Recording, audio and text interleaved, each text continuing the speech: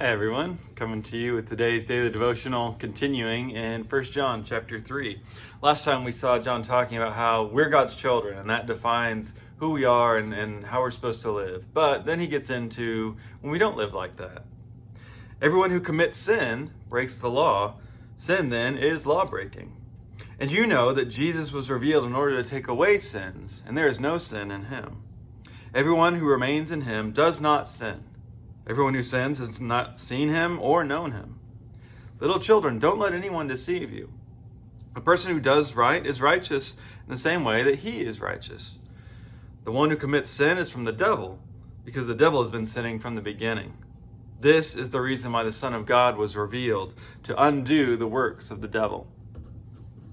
So this is one of those places where John, it's a little hard to understand because he's so black and white, right? He talks in extremes because if you read it a certain way, it sounds like, we're God's children, but if you sin once, then you're not anymore, right? And then suddenly you're a child of the devil.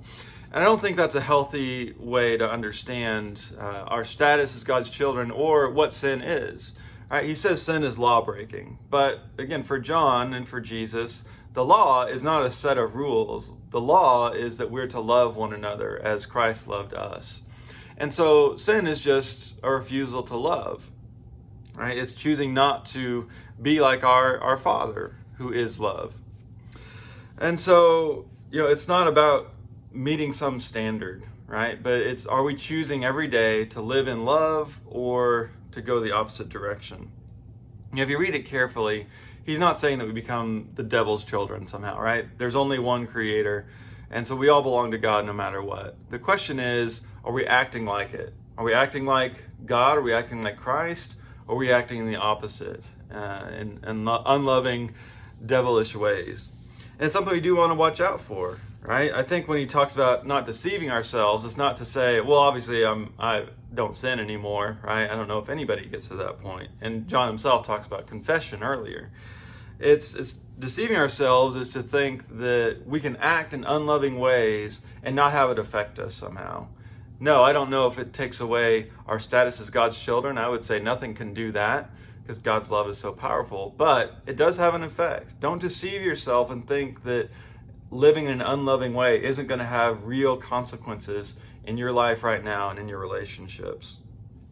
Jesus came to undo that, right? To undo the work of the devil, which is to separate us, which is to make us suspicious and hate each other. And anytime we're choosing that, we're going back to the works that Jesus has taken away, that he's dealt with. And so we're not trying to be perfect, right? I don't think any of us are going to get there. We're not trying to be perfect. We're just trying to be like our parent. So, see how you can live and love today. Blessings.